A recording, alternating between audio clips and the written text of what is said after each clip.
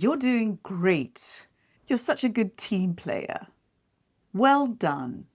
You may think that praising your team is a primary aspect of good management, but that's only half the message.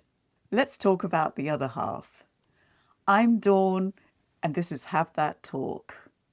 Now, remember when you were in school and your teacher looked over your shoulder at your beautiful handwriting and said, "You're such a good writer, well done," and gave you a little gold star?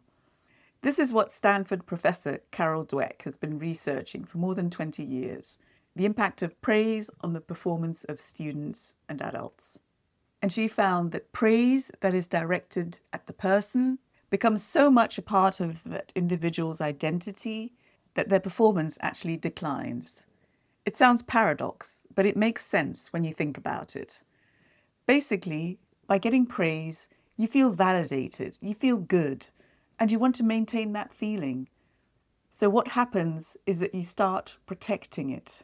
That means you take fewer risks, you tend to stay on the safe side, you don't innovate, you don't try new things, because that would immediately impact your scorecard. With every new thing that you try, you're going to be bad before you get good. You're going to start with excitement, but then you'll hit the reality check when it gets difficult and tough and you start making mistakes. There's a dark tunnel that we need to go through. We don't know how long it is. We don't know what obstacles we'll meet along the way. We just know that it's dark, it's scary, it's unknown, and it's a moment where we're not shining. So if your manager is the one who just gives you the light, you'll never have the opportunity to learn what it's like to move through the darkness and come through the other side. In fact, you'll be stuck on this side of the learning curve and never see what happens beyond. Never experience the joy, the validation, the sense of achievement that you'll get when you get through the other side. This is why praise and positive feedback should be linked less to the person and more to the thing. So instead of saying, "You're a fantastic project manager," that's linked to status and identity, say, "I really like the way you made that presentation to the board last week. Well done." Or, "Well done for bringing the team back on track after that client pulled out last minute." These nuggets of praise are associated with a task, with an action, with an achievement that is repeatable and controllable in a way, because the more you set your mind to it, the more you're able to get the result. What is less achievable is a shift in your identity.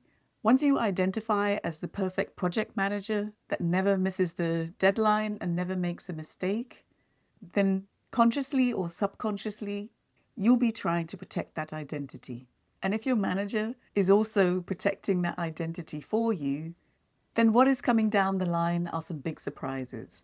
And those surprises may show up in the next 360 review, in your next job interview, in your next client meeting, or in the way that the mood in the team starts to shift.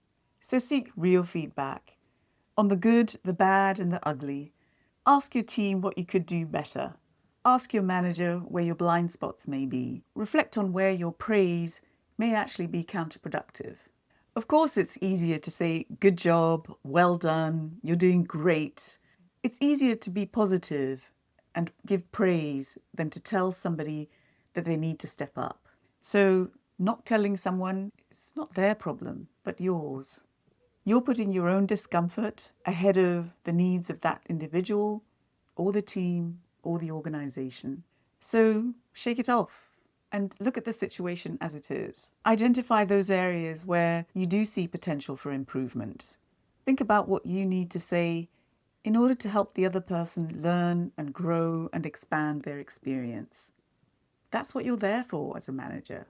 Not just to make everyone feel good, but to make the whole thing feel better and to help the whole team get better. This is what should be front of mind when you go in to have that talk. Okay? I'll see you next time.